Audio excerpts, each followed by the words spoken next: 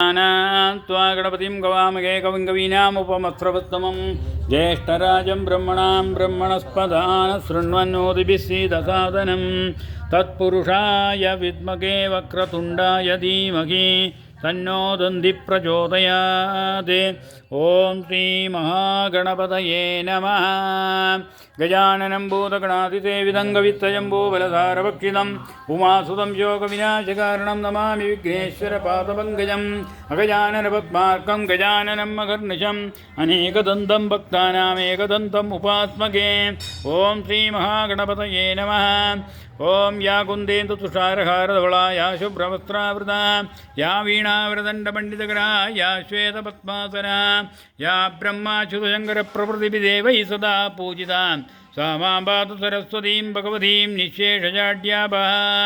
श्रीमहासरस्वती नमः।